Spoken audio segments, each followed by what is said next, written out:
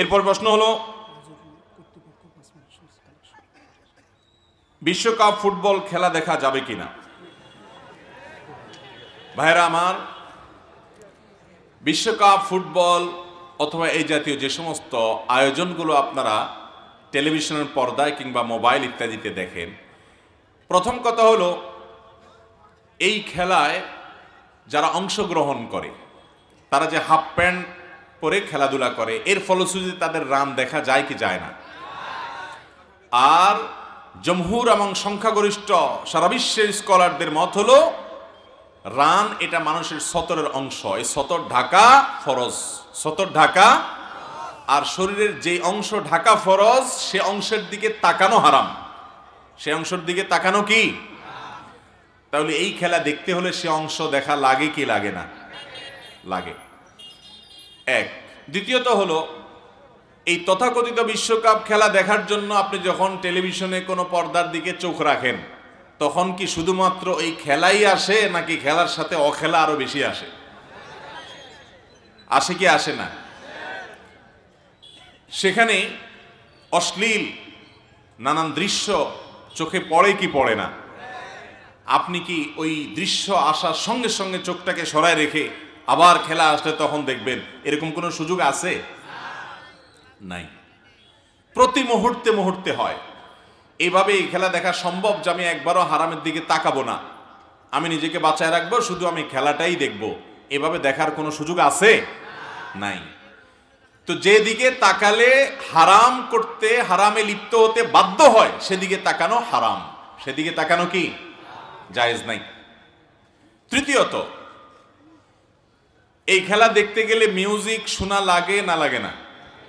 শুধু লাগে না, বরং বড় অংশ যুগে বিভিন্ন বড় অংশ জুড়ে অ্যাডভার্টাইজের নামে, নানা নামে বিভিন্ন হারাম জিনিস আসে নাকি আসে না? এর পাশাপাশি আজকাল আমাদের দেশে বড় বড় পর্দায় যে খেলা হয়ে থাকে, বিভিন্ন জায়গা মোড়ে মোড়ে খেলা হয়ে থাকে, মিডিয়াগুলো যুবকদের মধ্যে, তরুণদের মধ্যে যে উন্মাদনা সৃষ্টি করেছে, এই উন্মাদনা এবং যুবকদের মধ্যে এই যে আসক্তি তৈরি করা হচ্ছে, এর পেছনে নানামুখী জুয়ার বিজনেস আজকাল প্রতিষ্ঠিত হয়ে যাচ্ছে। কোন দল জিতবে এটার উপরে বাজি ধরা হয়। এই বাজি ধরার জন্য নিজের জমানো সমস্ত টাকা, বাবা মা থেকে, স্বামী তার স্ত্রী থেকে, স্ত্রী তার স্বামী থেকে, বিভিন্ন জায়গা থেকে টাকা এনে বাজি ধরে। এই বাজি ধরে মানুষ ফতুর হয়ে যাবে। একটা সময় মানুষ সর্বস্ব হারিয়ে কেউ হয়তো আত্মহত্যার পথ বেছে নিবে। এরকম ধ্বংসাত্মক কর্মকাণ্ড হয় কি হয় না? চতুর্থত, এই খেলাধুলা দেখার নাম করে, এটা তো খেলা না, খেলা হলো মানুষের জীবনের 4 সাবজেক্ট। ইসলামের দৃষ্টিতে খেলা হলো মানুষের জীবনের 4 সাবজেক্ট। মানুষ আল্লাহর কাছে যেতে হবে, সেজন্য ভালো কাজ করবে, নামাজ রোজা করবে। মানুষ দুনিয়াতে বেঁচে থাকতে হলে, ইবাদত বন্দেগী করতে হলে তার হালাল টাকা পয়সার দরকার, এর জন্য সে উপায় উপার্জন করবে, সে পড়ালেখা করবে। এগুলো মানুষের জীবনের মূল পাঠ। এর পাশাপাশি অবসর সময় একটু চিত্ত বিনোদন, খেলাধুলা, একটু শারীরিক কসরত, মানসিক রিফ্রেশমেন্টেরও দরকার আছে। এই জন্য খেলাধুলাটা হলো 4 সাবজেক্ট। ভাত এবং তরকারির সাথে সালাদ যেরকম, খেলাটা হলো সেরকম। এখন আজকাল আমাদের অনেকের কাছে খেলাটাই হয়ে গেছে প্রধান সাবজেক্ট, ঠিক না বে ঠিক? তার ফেসবুক জুড়ে খেলা ছাড়া আর কিচ্ছু নেই, তার শরীর জুড়ে ওই পছন্দের দলের জার্সি ছাড়া আর কিছু নেই, তার বাসা জুড়ে, তার মাথা জুড়ে পছন্দের দলের পতাকা ছাড়া আর কিছু নাই। গভীর রাত জেগে সে কোনোদিন পড়ালেখাও করে নাই, গভীর রাত জেগে সে কোনোদিন বাবা মার সেবাও করে নাই, গভীর রাত জেগে কোনোদিন সে নামাজের জন্য অপেক্ষাও করে নাই, কিন্তু গভীর রাত সে খেলার জন্য জেগে আছে, ঠিক না বেঠিক? অতএব এটা খেলা নয়, এটা শুধু খেলা নয়, এটা হলো ঈমান হরণের খেলা। এটা হলো মুসলমান যুবকের চেতনাকে ধ্বংস করার খেলা।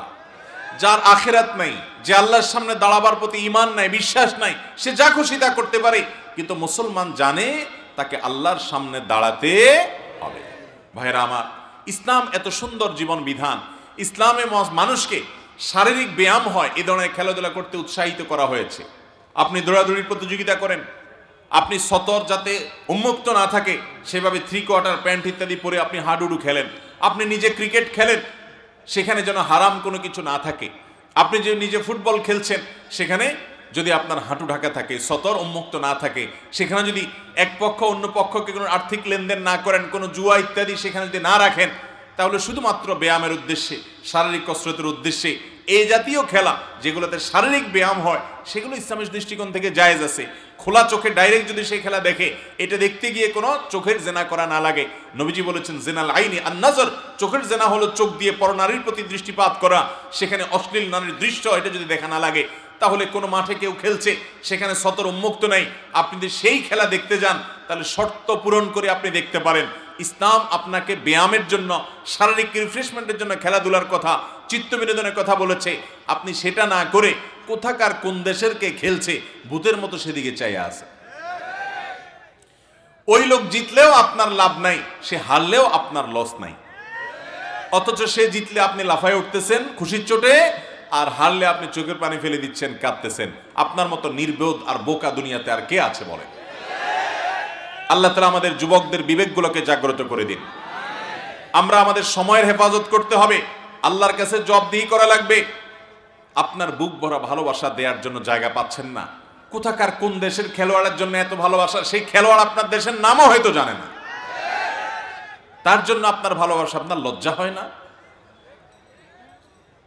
যেটার নাম খেলা, যেটা জীবনের ফোর্থ সাবজেক্ট, সেটাকে আপনি সবচেয়ে গুরুত্ব দিয়া আপনার জীবনে সেটা রেখেছেন।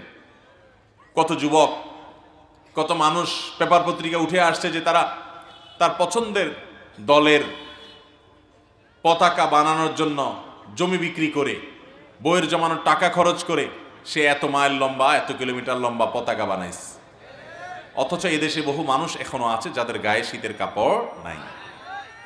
সে দেশে কোথাকার কোন দেশ, যে দেশের সাথে আমার দেশের কোনো কূটনৈতিক সম্পর্ক নাই, রাজনৈতিক সম্পর্ক নাই, ধর্মীয় সম্পর্ক নাই, সামাজিক সম্পর্ক নাই, কোনো ধরনের সম্পর্ক নাই, সেই দেশের সাপোর্টের নামে সেই দেশের পতাকা বানায়া কিলোমিটারকে কিলোমিটার পর্যন্ত সেটা ঝুলানো এই দেশে, অথচ গরিব মানুষের গায়ে কাপড় নাই।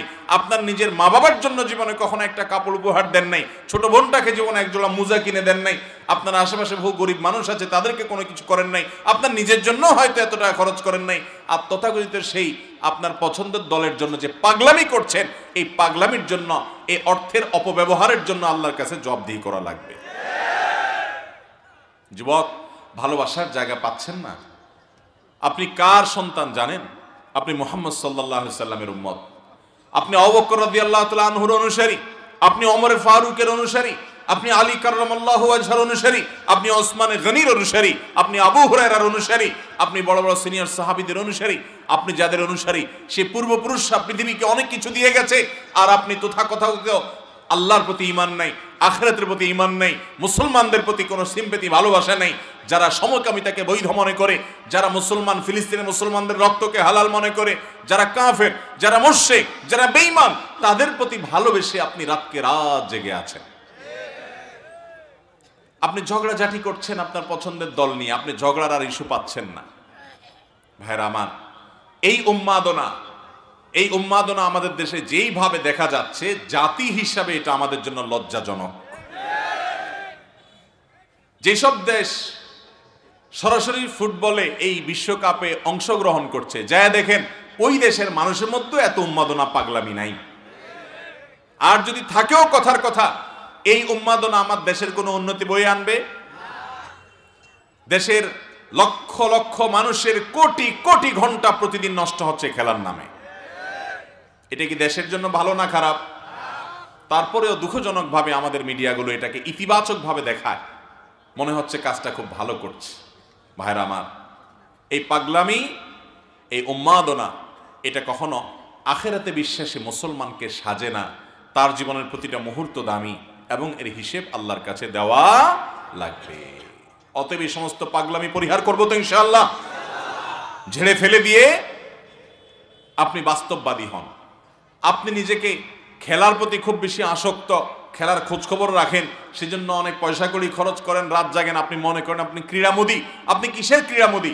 আপনি বসে বসে রাত জেগে খেলা দেখলে আপনার স্বাস্থ্য আরো ধ্বংস হবে। প্রকৃত অর্থে আপনি নিজে যদি ব্যায়াম করেন, আপনি যদি শারীরিক কসরত করেন, তাহলে সেক্ষেত্রে আপনি আসল ক্রীড়ামোদী, আপনি বাস্তববাদী মানুষ। ইসলাম আমাদেরকে, নবী করিম সাল্লাল্লাহু আলাইহি সাল্লাম আমাদেরকে শারীরিক এক্সারসাইজ যেন হয়, মানসিক রিফ্রেশমেন্ট যেন হয়, আপনি যেন সব দিক সার্বিকভাবে ফিট থাকতে পারেন, প্রস্তুত হতে পারেন, সেজন্য নবী করিম সাল্লাল্লাহু আলাইহি সাল্লাম আমাদেরকে বিভিন্ন কম্পিটিশন করতে শিক্ষা দিয়েছেন।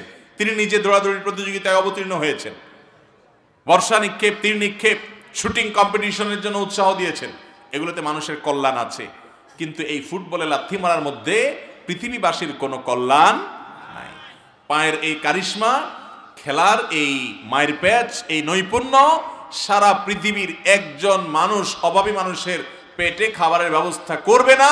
কিন্তু যারা খেলছে এই খেলাকে কেন্দ্র করে দুনিয়ার বড় বড় ব্যবসা প্রতিষ্ঠানগুলোর যে ব্যবসা আছে সেটা ঠিকই চাঙ্গা হবে।